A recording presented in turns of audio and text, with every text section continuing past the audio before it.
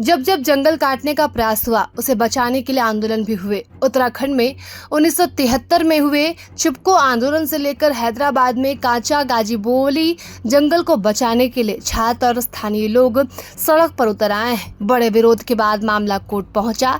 अब इस जंगल को काटने पर रोक लग गई है, लेकिन विकास के नाम पर हरे भरे जंगल को काटना कितना सही है, इस पर भी चर्चा होना जरूरी है। स्थानीय लोगों का कहना है कि जंगल कटने से लोकल इकोसिस्टम पर फर्क पड़ेगा। बात करें पूरे मामले की तो हैदराबाद में 400 एकड़ में फैले काचा गाजीबोली जंगल को काटकर तेलंगाना सरकार आईटी पार्क बनाना चाहती है। इस जंगल को हैदराबाद का फेफड़ा भी कहा जाता है। इस हरे भरे जंगल को काटने का वहां के लोग विरोध कर रहे हैं। रिपोर्ट्स के अनुसार 19 जून 2024 को तेलंगाना इंडस्ट्रियल इंफ्रास्ट्रक्चर कॉरपोरेशन ने इस जमीन इस्तेमाल का प्रस्ताव रखा। 24 जून 2024 को जमीन को आईटी पार्क बनाने के लिए देने पर सहमति बनी और जुलाई 2024 में इसका औपचारिक ट्रांसफर कर दिया गया। जब 30 मार्च 2025 को अचानक जंगल को काटने का काम शुरू हुआ तो हैदराबाद यूनिवर्सिटी के छात्रों ने विरोध शुरू कर दिया। उनकी पुलिस से झड़प भी हुई। इसके बाद पुलिस ने छात्रों को हिरासत में लिया। पुलिस की कार्रवाई के बाद हैदराबाद यूनिवर्सिटी के स्टूडेंट्स यूनियन भी छात्रों के साथ आ गई और तेलंगाना सरकार का कहना है कि जिस जमीन को लेकर बवाल हो रहा है उसकी मालिक सरकार है। सरकार विरोधी छात्रों और लोगों को गुमराह कर रहे हैं। विकास में बाधा डालने का प्रयास किया जा रहा है। वही इस मामले में रिटायर्ड वैज्ञानिक कलापाला बाबू राव और पर्यावरण संगठन वाटा फाउंडेशन के जनहित याचिका दायर कर दी थी। याचिकाकर्ताओं का दावा है कि यह क्षेत्र डिम्ड फॉरेस्ट श्रेणी में आता है। बताएं कि डिम्ड फॉरेस्ट को कानूनी संरक्षण हासिल होता है और उसे काटा नहीं जा सकता।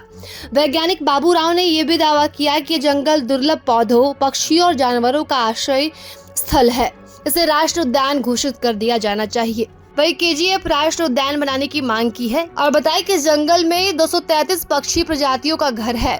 बताया कि काचा गाजीबोली जंगल 1974 में हैदराबाद यूनिवर्सिटी की स्थापना के समय आवंटित 2300 एकड़ जमीन में से 400 एकड़ जमीन का हिस्सा था, लेकिन कानूनी तौर पर राज्य सरकार पूरी जमीन की मालिक है। पिछले कुछ सालों में तेलंगाना सरकार ने इस 2300 एकड़ जमीन में से कई हिस्से bus depot, telephone exchange, IIT campus, Gachibowli sports stadium, shooting range आदि का निर्माण के लिए आवंटित किए हैं और तत्कालीन संयुक्त आंध्र प्रदेश सरकार ने एक निजी खेल प्रबंधन फर्म को ये सौंप दिया था, लेकिन 2006 में गैर उपयोग के कारण इसे वापस ले लिया गया। और छत्तीसगढ़ के हसदेव जंगल को काटने को लेकर भी लंबा आंदोलन चला, लेकिन परिणाम बहुत अच्छे नहीं रहे। 1,70,000 हेक्टेयर में फैले हसदेव जंगल के नीचे कोयले का भंडारा मिला था। इसके लिए केंद्र सरकार ने माइनिंग की अनुमति दे दी थी। इसके बाद यहाँ 9 लाख पेड़ों को काटने की मुहिम शुरू की गई और हसदेव जंगल को बचाने के लिए 2 साल से अधिक समय से आंदोलन चल रहा है,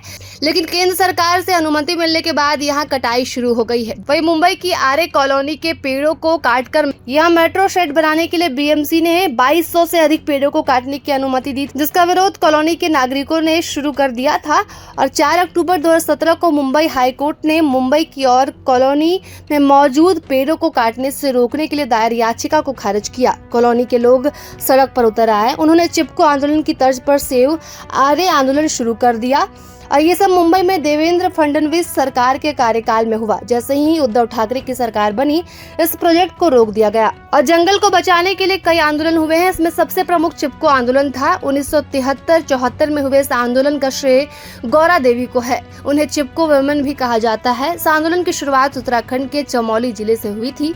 उत्तराखंड के टिहरी, गढ़वाल और चमोली में 173 में ये ऐतिहासिक आंदोलन शुरू हुआ था। आंदोलन की प्रमुख मांग थी कि जंगल के पेड़ों और संसाधनों का मुनाफा स्थानीय लोगों के हक में होना चाहिए। प्रभातखबर.com, विश्वास वही, रफ्तार नहीं।